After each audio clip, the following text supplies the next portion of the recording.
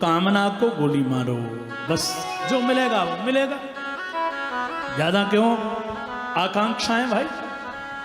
इसलिए आप समझा करके दिव्य ज्ञान दे करके यहाँ से गोकर्ण जी के पिताजी श्री आत्मदेव जी जंगल में चले गए और भागवत जी के 10वें स्कंद का पाठ करके ये तो हो गए मुक्त।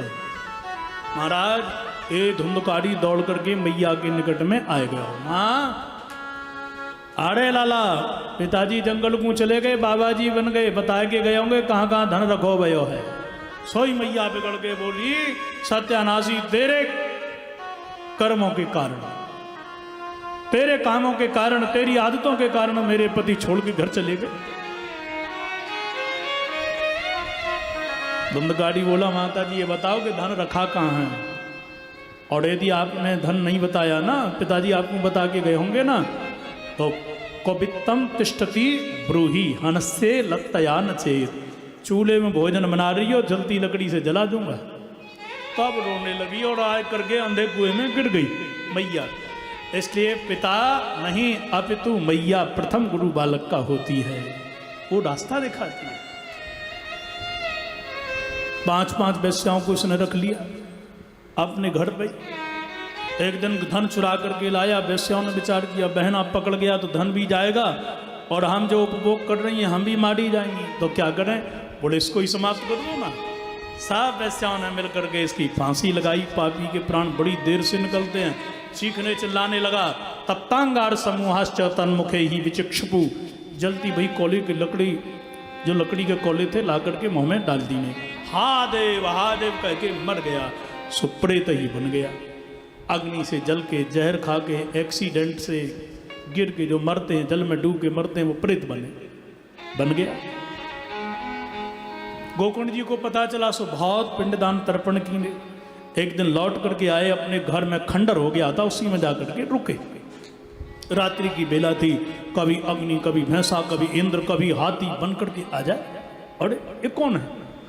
तो श्री गोकर्ण जी ने हाथ में जल लिया, गायत्री मंत्र को पढ़ करके जोत छिड़का और कहा कौन हो आप बताओ ना। तो श्रीमान जी बोल पड़े, अहम भ्राता तुदीयोस्मि धुंधकारी नामतः स्वकीयेनैव दोषेण ब्रह्मत्वं नासितं मया, ब्रह्मत्वं नासितं मया। हे कृपा सिंधु, मैं आपका भाई हूँ, मैंने अपने कुकर्म के कारण अपने ब्राह्मणत्व को नष्ट कर दियो, मेरा उद्धार करो। गोकर्ण जी ने कहा भाई धुंधकारी, मैंने तुम्हारे लिए बड़े बड़े श्राद्ध करे, बड़े बड़े तर्पण करे, पर तुम्हारी मुक्ति क्यों नहीं भई? बोले मैंने इतने बड़े पाप किए हैं कि ये कर्मों से मेरी मुक्ति नहीं होगी, कोई और उपाय करो। गोकर्ण जी ने सूर्य सुबह हुआ तो सूर्य को स्तंभित कर दिया और कहा कि सूर्य नारायण मेरे भाई की मुक्ति कैसे होगी तुम बताओ। सूर्य नारायण ने कहा कि तुम भागवत की कथा करवाओ। स्वयं कहने बैठे, 7 ग्रंथी का बांस लगा दियो, बाँ में जाकर के यह धुंधकारी बैठ गया और कथा प्रारंभ हो गई। ऐसे ही 7 दिन की कथा जब महाराज पूरी भई, 7 ग्रंथि फट गई और दिव्य रूप धारण करके महाराज भागवत जी की महिमा गाते हुए, इतना महिमा गा रहा है भागवत जी के लिए। ये कहता है कि सत्यता यह है कि जिन्होंने सुखदेव जी के कहे वचने भागवत को नहीं सुना, चांडाल वच्च खरवद वत तेन नीतम मिथ्या सुजन्म जननी जनी दुख भाई। इतनी गाली सुनाई महाराज। चांडाल, वो तो चांडाल है, कुत्ता है, मैया को प्रसव पीड़ा देने के लिए धरती पर आप बोझ बन के आया है। महाराज आपकी वाणी से गाली शोभा ना दे रही। खरवद, गधा, चांडाल, और ऐसी गाली शोभा नहीं दे रही। बोले हम थोड़ी कह रहे हैं। दिव्य देव समाज मुक्त एवं बदंती दिव्य देव समाज मुख्या। सारे देवताओं की सभा में, ए देवताओं के प्रमुख मंडल स्वर्ग में गाली दें बाकू, हम ना कह रहे। धन्य तो वह है जो सुखदेव जी के कहे वाक्यों को माने भागवत को सुने। बोलो राधे राधे। राधे राधे। विमान आ गया, बैठ करके जाने लगा। हाड़ी के दासों को रोक के गोकर्ण जी ने कहा कि भाई कथा तो सब सुन रहे हैं, विमान एक क्यों आया? बोले सुनी सबने पर मनन एक न करी। जब कोई साधारण रोग होता है ना तो कभी टेबलेट खाई कभी नहीं खाई, और डॉक्टर कह दे कि बचने वाले नहीं हो। एक 4th स्टेज का कैंसर है, कैसे बचेंगे डॉक्टर साहब? बोलो ये 10 बार लाइन से इतने बजे इतने दूध से पानी से घोट के वह वैसे ही लेगा। क्यों बेटा कितने बजे? क्योंकि उसको पता है कि कोई डिस्टर्ब हुआ तो टपक जाएंगे। ऐसे ही गोकर्ण पड़े, एक धुंधकारी परेशान था, वो सुन भी रहा था, मनन भी कर रहा था। इसलिए कथा को सुनो, सुन करके मनन करो, मनन करके निधिध्यास माने जीवन पे उतारो थोड़ा, तो कथा करेगी लाभ। मैं सत्य कहता हूँ, कथा को स्वयं परीक्षित बन के तो सुनना बहुत बड़ी बात है। आप नियम से सुन लो, जो कामना करोगे वो पूरी हो जाएगी। एक बार फलाहार कर लो, शाम को भोजन कर लो, और ध्यान से 3-4 घंटे जितनी कथा होती है सुनो। 15 मिनट पहले आके बैठ जाओ एक जगह। ये नहीं कि यहाँ बैठे, उधर बैठे, पीछे बैठे, आगे बैठे, नहीं। आसन एक आसन, कथा पूरी सुनो।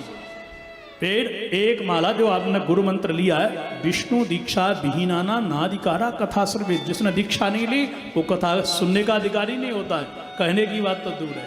पूरी कथा सुनो, फिर माला एक जपो, चिंतन करो, शाम को फिर भजन करके भोजन करके सो जाओ।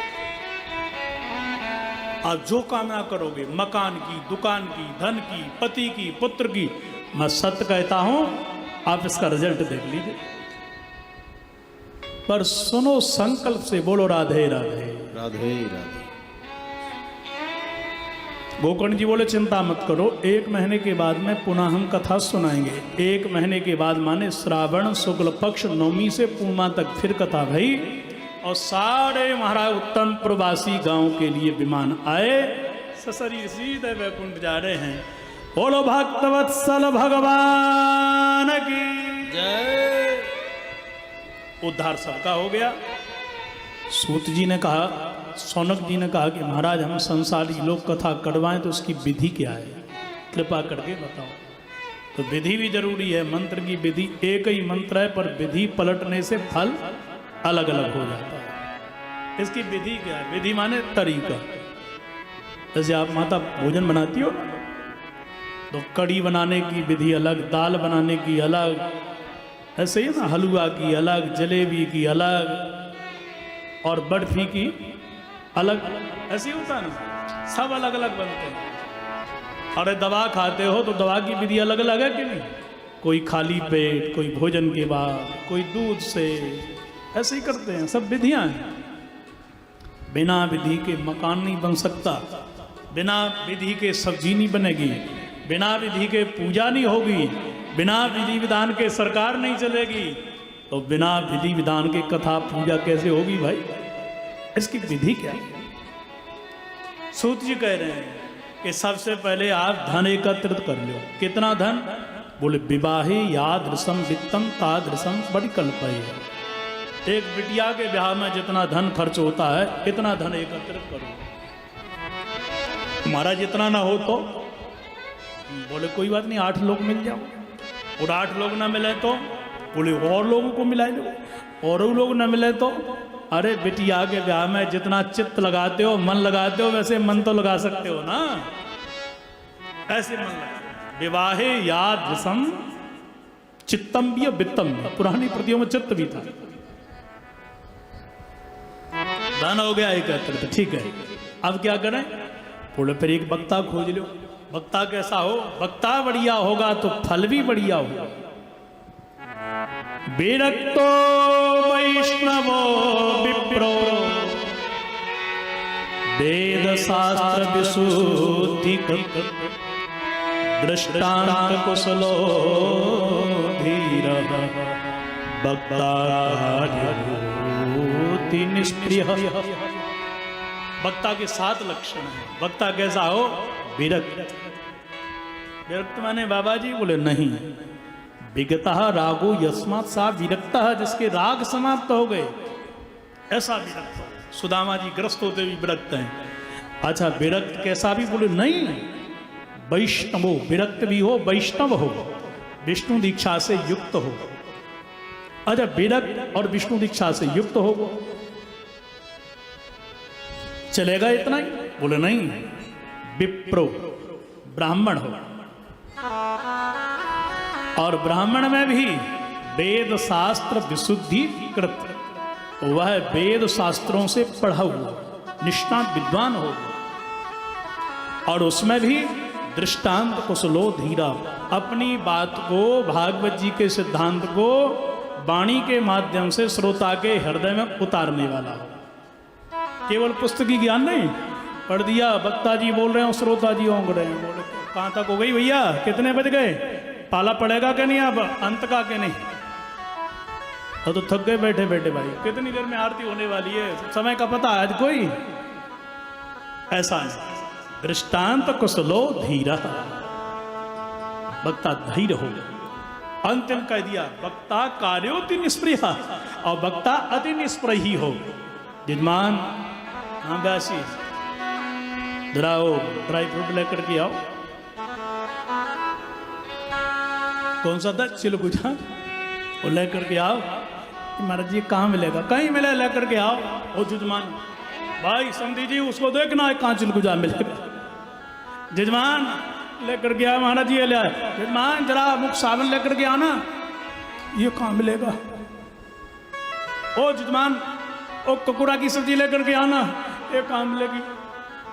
अब जजमान पूजा से गया, कथा में चित्त गया, हे भगवान ये व्यासी को अच्छा बुलाया, अब बुलाया सो बुलाया, आगे ये तो कथा ही नहीं करवाएंगे। घरवाली बोली कथा के चक्कर में ही कागो पड़ गए, इतनी विडम्बना तो छोड़ी के भी आवे ना भाई, जितने ये कथा के चक्कर में पड़ गए।